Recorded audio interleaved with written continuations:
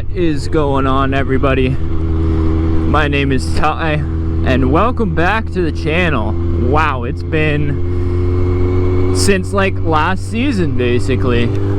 Hope you enjoyed the build series of the Z1K this winter. A couple tutorials. I didn't film a lot of the mod stuff that I did, and I tell you what, it was all for nothing because I got a little story for you guys today to start off this season's riding vlogs. So 1 week into the season this year, this is after basically getting the bike cosmetically perfect this winter. I got off work a little early one night and decided, you know what, let's go to the gym. My girlfriend's still at the gym at that time when I get off early. Come on, neutral. There you go.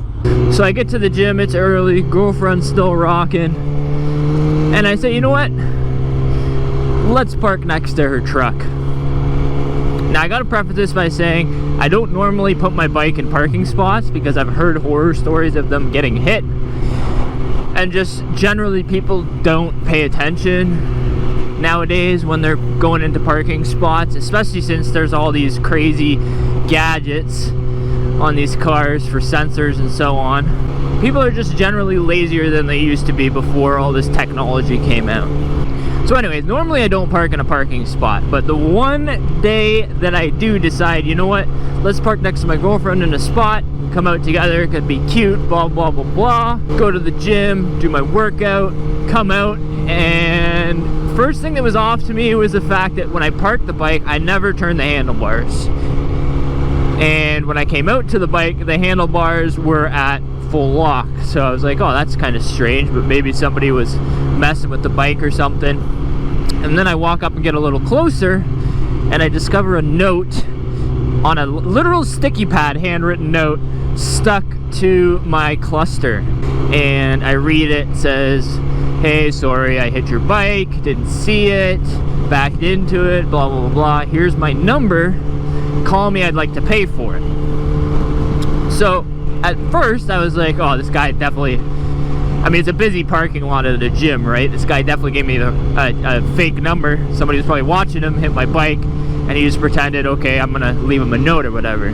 But I was hopeful because he did leave a number. Normally you see those memes on the internet where it's like, hey, I hit your vehicle, somebody's watching me, so I'm pretending to leave my information, good luck, catch me if you can type deal, you know? So the fact that there was a number on it was already, I was one up on something. So what do? I call the number. And what do you know, somebody picks up, I explain my situation, and it's actually the guy that hit my bike. So we're 2 for 2 on good luck so far. Following the bad luck anyways. So I talked to him, I'm like, hey, like, where do you live? Can I get your address? Let's exchange some information. He goes, man, I'm parked right next to you, I'm still in the gym. It's alright, I'll be right in. And I tell you, I walked into that gym to find this guy, and I'm glad that this guy was a cool motherfucker, because this dude was this big yoked dude named Baba Tunde. And I was like, yo, if you didn't want to pay for this damage, bro, what am I gonna do? Like, nah, man. What you probably pick me up with one arm, man. So anyways, I talked to him, I got his information, and guess what? The dude actually paid for the bike's damages, which is absolutely insane. And it wasn't anything crazy. Like, there was a little scuff on the rear fairing, little scuff on the tank from where the mirror came in and hit it, and then a bunch of stuff just got scratched up, like my aftermarket lever's scratched. The mirror that I had on it was broken. Luckily I had a spare. And then he caught, the most expensive thing was the fact that he caught the clutch cover on the side of the bike here. Or I guess that's not the clutch cover, the engine, the side cover on the bike here. That's the most expensive part, because obviously that's the dealer only.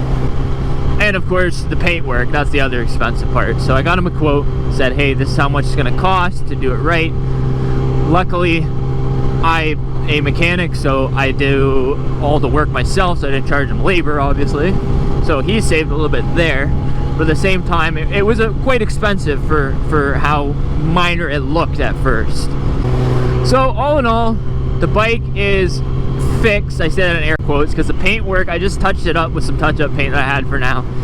I'll get the actual paint job done at the end of the season. That way it's not down for like a month and a half, and I can't ride for that long because I was already itching to ride when it happened. So I was like, damn man, if I gotta get this thing fixed now, that sucks. But it ended up working out, which is really awesome. So shout out to you, dude. Shout out to you for being morally correct. Like, to the point where I almost wanted to message the guy because I gave him my cell phone number. We were texting back and forth. I almost wanted to message him and be like, hey, what do you do? Because you seem like a good person, a trustworthy person. Like, maybe I can offer you my services as a mechanic and you can offer me your services as whatever you do. But yeah, it was pretty sick. So bad thing, but overall good thing. It sucks, but it is what it is. People make mistakes, and the fact that he owned up to it is really wicked. So anyways, how are y'all doing? Oh, by the way, I'm on a brand new tire right now. Like, oh, technically not brand new. I did go on one ride yesterday, last night, just to scrub it in after I installed it. So it's kind of dicey right now.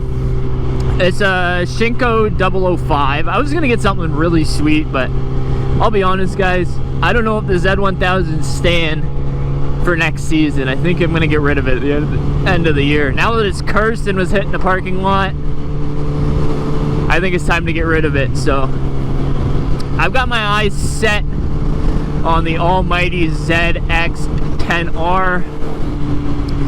What gen? I don't know yet. Probably 2011, 2013, somewhere in there, that generation. Right after the horsepower bump. We'll see though. A couple things are going on in my life right now that kind of limit income, to put it shortly. In the short term anyways. In the long term it's going to be a lot better off. But that also means I get more time to do stuff like this and go ride and film some motovlogs for you guys. So it's a trade-off, you know. So get these numbers up for me, boys, and we could do this more often. Thanks for watching, by the way. By the way, how dope is this AFR gauge? Just built a little bracket, painted it all nice, got it tucked up in there. I'm surprised at how well it fit for obviously not coming with one. And then obviously I had to weld in an oxygen sensor, or a wideband sensor, I guess, AFR sensor, and get that going. So that was fun, but I think it turned out pretty sweet. At night, I love the aesthetic of it. It is the older version, but you know what? Old usually means better. This new stuff, man, it just seems like the quality just keeps going down and down, especially on electronics coming out of China, made out of Chinesium. And if they're not made out of Chinesium, they're made out of unobtainium. So old reliable is what we'll call her. But yeah, I'm looking forward to doing some more motovlogs this year. Like, one of my favorite pastimes ever is riding the bike, so the fact that I can share with you guys is dope. Got a lot planned this year. We're going on a crazy trip this year. 22-hour ride split up between 3 days, so 2 nights, 3 days up, and then 2 nights, 3 days back. Anyways, let's hit some twisties. I'm gonna let you guys listen to take a little talking break and listen to the bike, even though we're not gonna be able to rip these corners, A, because traffic, and B, because I'm on new tires. But listen to this thing sing.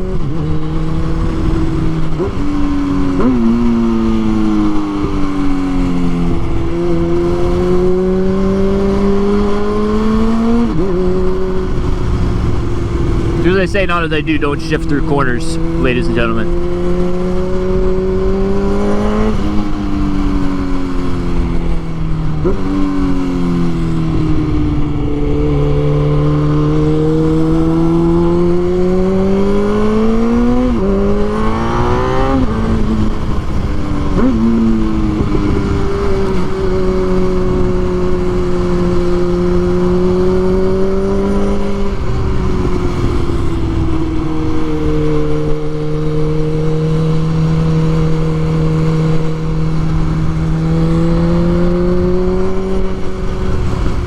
Man, that new tire not being scrubbed in is unsettling on roads like that, especially with the elevation change. You can literally feel the back end just wanted to come out on you, especially at a higher lean angle. Man, I do love this bike though. If I do sell it, it's gonna be a sad day. Yeah, so anyways, big trip this year. I'm gonna try and hit a lot of bike shows this year too. I know we're doing that big bike meet that we went to last year. We're doing that again this year. I think the group is gonna be roughly the same, maybe a couple more friends on top of that. A couple of the cruiser guys this year are on sport bikes. But yeah, man, super pumped for this riding season. Thanks for watching, guys. Sorry if I bored you with all my talking and no riding, but I just kind of wanted to update you guys on what's going to be going on this year. So, and we'll see you in the next one. Peace.